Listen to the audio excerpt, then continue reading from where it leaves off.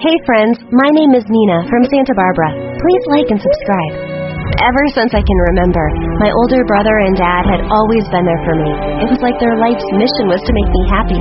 Every day before going to school, Dad would comb my long curly hair, and Jimmy would tie my shoelaces, because for the love of God, I couldn't do it either. But Mom, she was the total opposite. No matter what I did, I just couldn't make her happy. Look at your grades. D again. And look at my boy. A+. I got this dress for you just yesterday, and you ruined it playing. You don't deserve good things. She was always so critical. One time, she made pancakes, and I literally felt water in my mouth. Jimmy, I made your favorite breakfast. Pancakes! Wow, Mom, thanks. You are the best. Mommy, can I have some? No, these are only for Jimmy. Her words made my heart shatter. But the moment she left, Jimmy passed his pancakes to me. Don't worry about her. Have mine. Hurry up. Eat them all up. It was always the same. Mom would act like a Grinch to me, and Jimmy would make it up to me somehow. One day when I was 8, Dad had to go on a business trip, and it was getting so hard for me to braid my hair. When I asked Mom, she straight up refused. No way! Please, leave my room. Seeing me worried, Jimmy tried, and ended up tangling my hair badly. I think it'll do. Come on, let's get to school. But my hair... it's the best I could do. You look fine. Except I didn't look fine. The moment I entered school, the snickers and giggles made me realize I looked like I had a beehive on my head. I ran to the bathroom and started brushing my hair like crazy. And when the brush got stuck in my hair, I felt so angry that I took out scissors from my bag and chopped off my hair. The moment I stepped out of the bathroom, the kids looked at me in shock. And then laughter erupted in the school's hallway.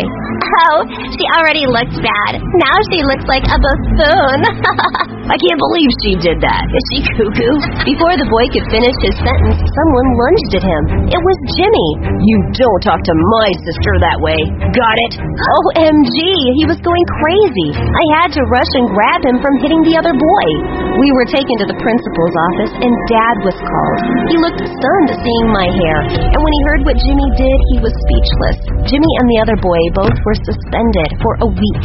I thought we both would get a long lecture when we got home, but Dad was just pissed at Mom, and they both had a huge fight. I can't take this anymore. You couldn't find it in your heart to be nice to her for one day? Why are you always like this? I am leaving. Nina, Jimmy, come down. We are leaving. She can live here alone and think about her actions. I ran to Dad, but Jimmy caught my arm and begged me to stay. I told him I couldn't be with Mom, and I left him with tears in his eyes. After the divorce, Mom and Jimmy moved out of town, and I couldn't even say goodbye to him. I missed him all the time and wished he'd come to us. Now that Jimmy was gone, I had to step up for myself. Instead of focusing on what others had to say, I busied myself with my favorite thing, cheerleading. When I was in 9th grade, I joined the squad and was one of the best. One time, my squad and I were cheering for our rugby team, and right when I did a backflip, my laces came undone, and one of my sneakers went flying and hit a player from the rival team and boy. The guy looked pissed. Look, I'm so sorry. It just flew. I didn't tighten my laces, maybe? You know, I can't do my laces. Please, I'm really sorry. It was totally an accident. No need to sweat. Here you go. Your other shoe, Cinderella. Saying that, he ran off back to the field. Throughout the game, the guy had a grin on his face and kept giving me glances. OMG, Atlas is totally into you. Yeah, he is so checking you out. And at the end of the game, when he threw me a flying kiss, the crowd cheered, and I felt butterflies in my stomach. Before going home, we exchanged numbers and soon started talking regularly on the phone. Soon, Atlas and I started dating. Atlas went to this really big private school that had the best rugby team. He was sweet, but for some reason, he always had something to say about my dress choices. Not that I cared. Just a few days later, during break, the lunch area was jammed-packed. But luckily, I spotted an empty seat, and the moment I sat, the girl next to me screeched, "Excuse me? Why are you sitting here? Please leave."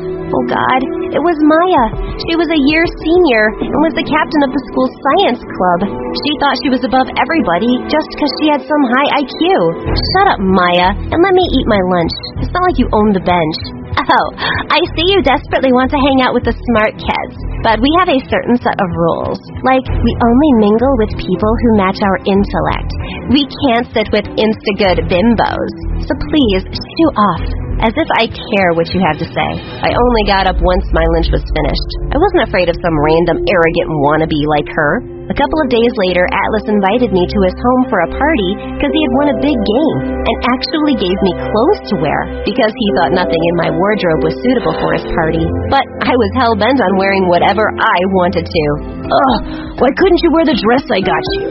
Anyways, you do look good in this too. I know. You kind of look okay yourself. Atlas, your place is pretty. You're rich. And you like rich boys, don't you? Wow. Atlas, I didn't know you invited the human version of period cramps. Maya glared at me. Just when she was about to come at me, Atlas stepped in between, looking seriously nervous.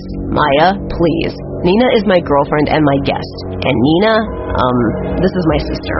Sister? Out of the entire population on Earth, Maya had to be Atlas's sister? Why, oh why? When Atlas was cutting his victory cake, he had me by his side. Perfect. Now all the pictures will be ruined because this bimbo will be in them. Oh, thank God I know Photoshop. You do? Oh, too bad you can't Photoshop your ugly personality. That sort of made the witch snap. And just as Atlas was about to put a piece of cake in my mouth, Maya pushed me so hard that Atlas and I both ended up falling on the cake. That did it. I jumped on Maya and had her hair in my grip. But Atlas freed her from me, and seeing everyone look at me like I am some psycho, I felt so gutted that I instantly left the party and walked home. I stayed in my room all weekend. Atlas seemed to realize his mistake and apologized like a million times. And in the end, I had to forgive him. It wasn't his fault. His sister was a jerk. When I returned to school on Monday, I was in for a huge surprise. As I was entering the library and ended up accidentally opening the door in a guy's face. Oh my God, I am so sorry. Are you hurt? When the guy looked at me, I literally felt air knocked out of my lungs. It was Jimmy. Jimmy, let me bring you here. I have been asking for so long to take me to you, and here you are. Sweetie, I want to apologize for... Apologize for what, Mom? You don't have to be sorry for anything. And you followed me? I can call the cops. Sure, what are you going to tell them? My sister came to meet her mom and I want to press charges? She is not your freaking mom. You are not my sister. You are just a backstabber. I know everything. Mom told me how she took you in, and because of you, her home was wrecked. Jimmy, stop. That was the past. Took me in? What was he talking about? Oh, confused, are we? I am sure you have questions. Go ask your dad. His words made my head spiral, and when I reached home, I confronted Dad, and the truth shook me to the core. Apparently, I was the result of an affair Dad had. My real mom didn't care for me, so Dad had to bring me to his home. Oh my God, it all made so much sense now. No wonder Mom couldn't love me. I reminded her of your betrayal. I know exactly the kind to become now. I was so mad at Dad, but I needed to talk to Jimmy and Mom. So when the next day at school I saw Jimmy, I ran up to him. We need to talk. Jimmy, I know now. I want to bring Mom and you back home. And who said we want to come back? Lay off, Nina. As he walked away, Maya approached me, looking a little too excited for my liking. So, you know Jimmy? Don't you dare deny, because I saw you talking to him. How do you know him? He is my relative. I knew him when we were kids. Okay, then set me up with him. I am trying to get him to notice me. I can't. I tried to tell Maya that I couldn't just make Jimmy like her, but she constantly kept threatening me how she could make Atlas break up with me if I didn't talk to Jimmy. I just ignored her, but the very next day when I came to school, I was shocked to see Maya walking with Jimmy, holding hands like a total puppy in love.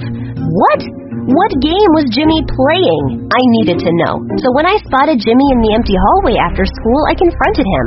What the heck are you up to? I know you don't like Maya. Why are you with her? She is my boyfriend's sister, and I really like him. Don't ruin this for me, Jimmy. Please. So you are worried about the girl who really thinks you are beneath her. Were you ever worried about me or Mom that way? Please, don't make this complicated. Whatever. She asked me for the winter formal, and I thought, why not make her day? That's it. She isn't my type. On the day of the winter formal at our school, Atlas was my date. Once we reached the dance, we were having a good time until we heard a scream followed by sobs. It was Maya, crying hysterically. Atlas bolted towards his sister and had her in his arms. What happened? Tell me what happened. That jerk, that idiot, Jimmy, he dumped me. He dumped me on freaking winter formal. I told him I liked him, and he said he didn't feel the same for me. I wanna smack him. He can't just get away with humiliating me like this. Atlas looked furious and instantly called his friends. Maya knew where Jimmy lived, and they all wanted to go to his place and beat him up. Beat up my brother? No way. Since I didn't have Jimmy's number, I secretly called Dad and told him everything. And thank God Dad reached there and nothing happened. The next day, Jimmy came to me at school, and just when I thought he'd thank me, he started yelling at me.